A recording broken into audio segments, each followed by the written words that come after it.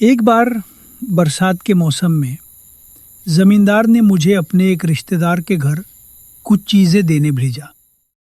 इन चीजों को मेरी बहन के घर पहुंचा देना और याद रखना, अंधेरा होने से पहले लौट आना।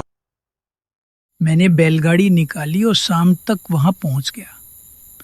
सामान देकर जब मैं वापस लौटा तो सूरज ढल चुका था। बीच रास्ते में जोरदार बारिश शुरू हो गई। मैं फिर भी आगे बढ़ता गया। थोड़ी दूर जाने के बाद एक आदमी से मुलाकात हुई जो साइकिल से आ रहा था। अरे भाई, इस बारिश में कहाँ जा रहे हो? मैं अपने गांव लौट रहा हूँ। आप इस रास्ते से नहीं जा सकते। खेतों से पानी बहकर सड़क पर चढ़ आया है और जगह जगह बड़े बड़े गड्ढे बन गए हैं। आप लौट जाइए। जंगल वाले रास्ते से तो जा सकता हूँ ना? दिमाग तो ठीक है ना आपका? क्या आप नए हैं इस इलाके में? वो करौंदे वाला जंगल है। रात में वहाँ जानवर भी नहीं जाते। शायद वहाँ डाकू या चोर रहते होंगे, इसलिए ये सब डरते हैं। मेरे पास तो एक पैसा भी नहीं है। मैं जंगल के रास्ते ही जाऊंगा। साइकिल वाला अपने रास्ते चला गया। फिर मैंने जंगल का रास्ता ले लिया। जंगल वाले रास्ते में बहुत अंधेरा था। बारिश रुकने का नाम नहीं ले रही थी। जैसे ही मैं बैलगाड़ी लेकर जंगल के भीतर घुसा, एक ठंडी हवा बहने लगी। कुछ देर बाद बैलगाड़ी अचानक रुक गई। कितनी भी कोशिश की, बैल आगे नहीं बढ़े, जैसे कोई उन्हें रोक रहा हो। अचानक पीछे से एक लड़की की आवाज आई। क्या आप गांव जा रहे हैं? मैंने तुरंत पीछे मुड़कर देखा। एक खूबसूरत लड़की बैलगाड़ी के पीछे बैठी थी। तुम कौन हो? इतनी रात को मेरी बैलगाड़ी में कैसे आई? मैं मालिनी हूँ। क्या तुम मुझे अपना खून चूसने दोगे? ये सुनकर मेरे पैरों तले जमीन खिसक गई। मैं समझ गया कि ये इस जंगल में रहने वाली कोई पिशाचनी है। उसे पास आने देना मतलब निश्चित मौत। वो मेरा खून पीकर शरीर को जंगल में फेंक देगी।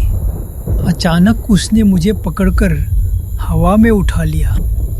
आज की रात तुम मेरी दावत बनोगे? मैंने जेब से ताबीज निकालकर उसके सामने पकड़ लिया। वो दर्द से चीख पड़ी। नहीं।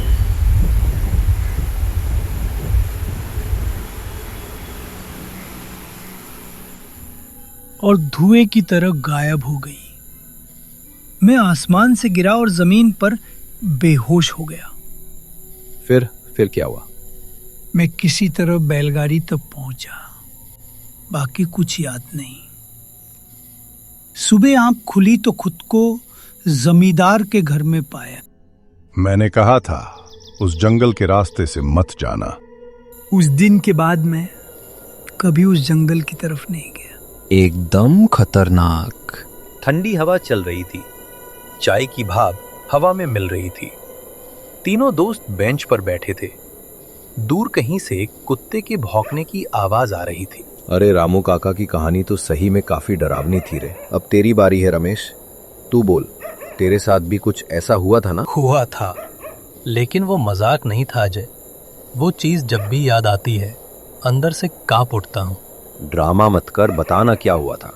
यहाँ हम 3 ही तो हैं और रात भी हॉरर के लिए परफेक्ट है। सुन, ये कोई कहानी नहीं है। जो मैं बताने वाला हूँ वो मैंने खुद झेला है। उस दिन के बाद से मैं कभी रात में अकेला नहीं सोता। ये बात तब की है जब मैं 10वीं क्लास में था। गर्मी की छुट्टियों में मैं मामा के घर गया था। मेरे मजले मामा विजय मामा मछली का कारोबार करते थे। थोड़े मस्त मौले और लापरवाह किस्म के इंसान थे। बड़े मामा शहर में रहते थे। छोटे मामा नानी जी के साथ रहते थे। एक सुबह बहुत भयानक तूफान आया। बिजली चमक रही थी। हवा बहुत तेज थी। बेटा मत जाओ, मौसम ठीक नहीं है। ये तूफान खतरनाक लग रहा है। डर के आगे जीत है। मैं निकलता हूँ। वो उस रात करीब 8 बजे लौटे। साइकिल और छतरी गायब थी और उनके सिर पर चोट लगी थी। अरे विजय, कहाँ थे अब तक? छोड़ दो माँ, तूफान बहुत तेज था। उस दिन के बाद से वो बिल्कुल बदल गए। दिन में सोते रहते, रात को बाहर निकल जाते और आग या चूल्हे के पास जाने से डरते थे। एक रात चांद की रोशनी में मैंने देखा उनका शरीर अजीब तरह से लंबा हो गया था। अगली रात मैंने खिड़की से देखा उनका हाथ इतना लंबा हो गया था कि नींद के पेड़ तक पहुंच रहा था। मैं ये देखकर बेहोश हो गया। फिर एक दिन विजय मामा बड़ी मछलियां लाए। घर के पास रहने वाली बिल्ली ने जैसे ही मछली सूंघी, वो जोर से चिल्लाई और भाग गई। इस बिल्ली को क्या हुआ? अगले दिन नानी जी की प्यारी बकरी गायब थी। थोड़ी दूर उसका सिर और हड्डियां मिली। हम सब समझ गए, मामा पर किसी बुरी आत्मा का साया है। छोटे मामा तुरंत तांत्रिक बाबा गोरखनाथ को बुलाने गए। मजले मामा बाहर से लौटे तो बोले, चोटू कहाँ गया? मुझे मारने तांत्रिक बुलाने गया है क्या? और गुस्से में चले गए। 1 घंटे बाद बाबा गोरखनाथ आए। उन्होंने दरवाजे पर कदम रखते ही कहा, यहाँ की हवा में कुछ तो अलग है। कोई बुरी आत्मा ने डेरा जमाया है। जब बाबा ने पूजा शुरू की, विजय मामा भागते हुए आए और उनके मुंह पर खून लगा था। कौन है तू? विजय का शरीर छोड़ दे। मैं ठीक हूँ, इस बाबा को यहाँ से भगा दो। बाबा ने हवन में कुछ डाला और मंत्र पढ़ने लगे। कौन है तू? इस शरीर में क्यों आया? मैं कालू सिंह हूँ। मैं यहाँ से नहीं जाऊंगा। देखता हूँ तू कैसे नहीं जाता। मत मारो, मैं 20 साल से भटक रहा था। तू विजय के शरीर में कैसे घुसा? विजय उस तूफानी रात नीम के पेड़ के नीचे से गुजरा था। वो मेरा ठिकाना था। वो कीचड़ में गिरकर बेहोश हो गया और वहीं मैं उसमें समा गया। अब उसके शरीर से निकल जा। नहीं जाऊंगा। बाबा ने झाड़ू उठाई और मारना शुरू किया। नहीं जाएगा? जाता हूँ, जाता हूँ। कालू सिंह की आत्मा तूफान की तरह विजय मामा के शरीर से निकल गई। इसका शरीर टूट चुका है। इसे घर के अंदर ले जाओ। ये जल देते रहना। नानी जी बेहोश हो गईं। आज भी जब शांतिनगर का नाम सुनता हूँ तो रोंगटे खड़े हो जाते हैं। उसके बाद से मैं नानी के घर कभी नहीं गया। ये तो बहुत डरावनी घटना थी। तूने पहले कभी बताया क्यों नहीं? कुछ बातें बताने से मन दुखी हो जाता है और वो डर आज भी रात में मेरा पीछा करता है। अरे मोहन, तू भी तो आज एक सच्ची घटना सुनाने वाला था ना? हाँ भाई, जरूर सुनाऊंगा। रामू काका, और एक चाय हो जाए। ये घटना मेरे नाना जी के साथ घटी थी। मेरे नाना जी तब करीब 30-35 साल के थे।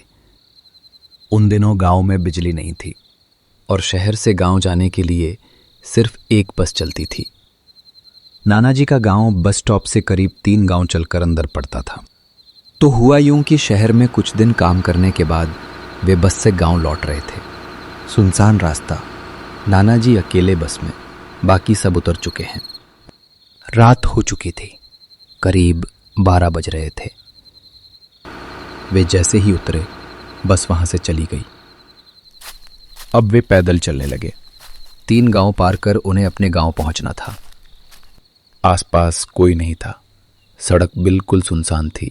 रात के करीब 12:30 बज रहे थे। चलते चलते उन्हें बहुत प्यास लगी। कुछ दूर चलने के बाद उन्हें एक गांव दिखा। दूसरा गांव था, लेकिन देखकर उन्होंने सोचा, किसी के घर से पानी मिल जाए तो आराम से जा सकता हूँ, या फिर किसी के घर रुक जाऊं तो सुबह अपने गांव चला जाऊंगा। ये सोचकर वे उस गांव में पहुंचे। उन्होंने एक घर का दरवाज़ा खटखटाया, पर किसी ने नहीं खोला। वे निराश होकर आगे बढ़ने ही वाले थे कि तभी उसी घर का दरवाज़ा अपने आप खुल गया। अंदर से एक महिला की आवाज़ आई, आइए आइए ना, अंदर आइए। नाना जी घर के आंगन में जाकर खड़े हो गए। वे देखने की कोशिश कर रहे थे कि आवाज कहाँ से आई। घर को देखकर लग रहा था कि वो घर कई सालों से बंद पड़ा है। तभी फिर से वही आवाज आई, अंदर आइए ना, बैठिए। फिर सामने एक औरत आई। वो एक आसन देकर बोली, आप बैठ जाइए, मैं पानी लाती हूँ। थोड़ी देर बाद वो एक गिलास पानी लेकर आई। नाना जी ने पानी पीते हुए पूछा, घर में और कोई नहीं है? आपके पति या बच्चे? सब हैं, यहीं हैं, अभी आएंगे। आपको कुछ खाने को दूं? रात का बचा हुआ खाना है। नहीं, मैं ठीक हूँ। आप मेहमान हैं हमारे, लीजिए खाइए। क्या खाना था ये भी उन्हें समझ नहीं आया।